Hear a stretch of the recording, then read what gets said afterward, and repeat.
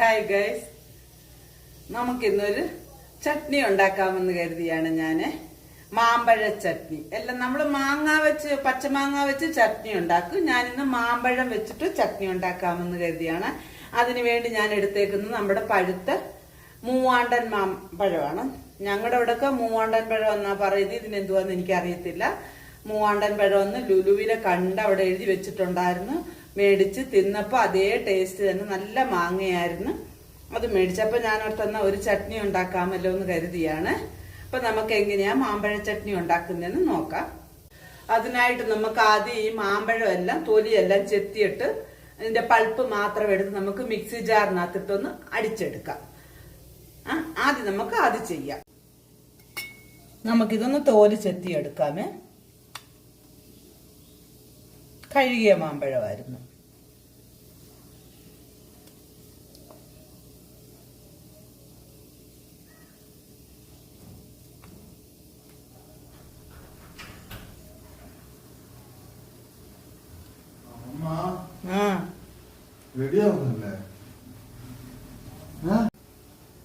നമുക്കിത് മിക്സി ജാറിനകത്തോട്ട് തന്നെ കട്ട് ചെയ്തിടാം.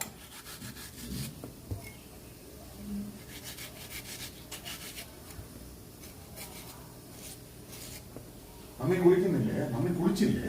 കുളിച്ചു കഴിഞ്ഞല്ലേ? ശരി, ഞാൻ പോയി കുളിക്കട്ടെ.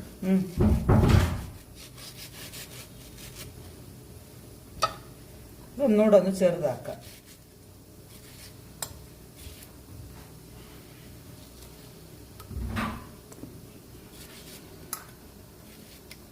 നമുക്ക് മിക്സി ജാറിനകത്തിട്ടൊന്ന് ഇതൊന്ന് അരച്ചെടുത്ത് കൊണ്ടുവരാം. നൈസായിട്ട് അരക്കണ്ട, ലൈറ്റായിട്ടൊന്ന് അരച്ചെടുത്തുകൊണ്ട് വരാം. അടുത്തായിട്ട് നമുക്ക് വേണ്ടത് തേങ്ങയാണ്. തേങ്ങ, ഉപ്പ്, പിഴുപുളി, ഒരു 2-3 ചുമന്നുള്ളി, ഒരിച്ചിരി ഇഞ്ചി, എരിവിന് ആവശ്യമായ പച്ചമുളക്. ഇവിടെ എരിവ് കുറവ് മതി, അത് കാരണം ഞാൻ 3 മുളക് എടുത്തുള്ളൂ. ഇത്രയും നമുക്കിതൊന്ന് ചട്നിയുടെ കൂട്ടം അരച്ചെടുത്ത് കൊണ്ടുവരാം. അങ്ങനെ മാമ്പഴത്ത് ഞാനെല്ലാം അരച്ചെടുത്തുകൊണ്ട് വന്നിട്ടുണ്ട്. നമുക്കിതിനൊന്ന് കടുക് താളിക്കാമേ.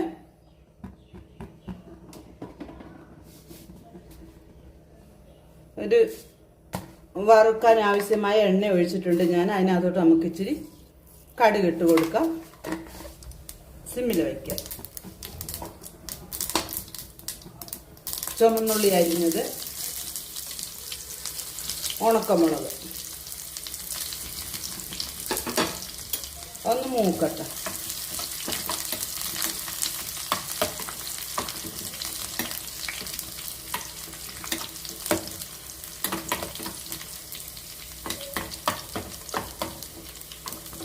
ഇതിനകത്തോട്ട് നമുക്ക് ഒരു തണ്ട് കറിവേപ്പിലയും കൂടി ഇട്ട് കൊടുക്കാം.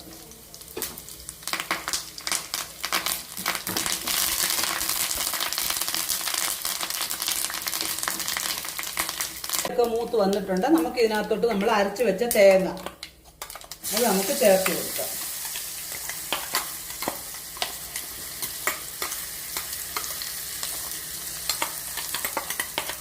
വെള്ളമൊന്നും ഒഴിക്കേണ്ട ആവശ്യമില്ല. നന്നായി ഒന്ന് ഇളക്കി യോജിപ്പിക്കാം. ഉപ്പൊക്കെ ആവശ്യത്തിനുണ്ടോ എന്നൊന്ന് ചെക്ക് ചെയ്യണം. ഇപ്പം നമുക്കൊന്ന് ഹൈ ഫ്ലെയിമിൽ വെച്ച് കൊടുക്കാം.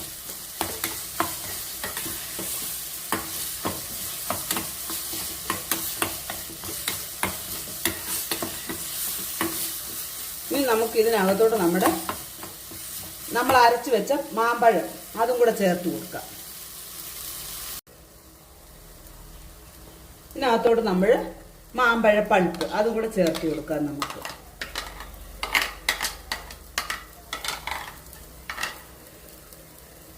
ഇപ്പൊ നമ്മളിവിടെ ഉപ്പൊക്കെ ഉണ്ടോ എന്ന് നോക്കണം. ഉപ്പില്ലെങ്കിൽ ഉപ്പൊക്കെ ഇട്ട് കൊടുക്കാമേ.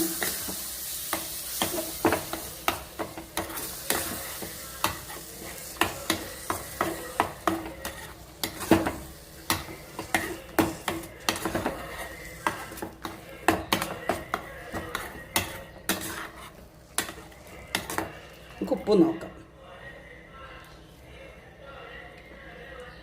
ഇപ്പം എല്ലാം കറക്റ്റായിട്ടുണ്ട്. കൂട്ടുകാരെ, നമ്മുടെ മാമ്പഴ ചട്നി ഇവിടെ റെഡി ആയിട്ടുണ്ട്. നമുക്ക് സ്റ്റൗ ഓഫ് ചെയ്യാം. ഗൈസ്, അങ്ങനെ നമ്മുടെ മാമ്പഴ ചട്നി ഇവിടെ റെഡി ആയിട്ടുണ്ട്. എല്ലാവരും ഒന്ന് ചെയ്ത് നോക്കുക.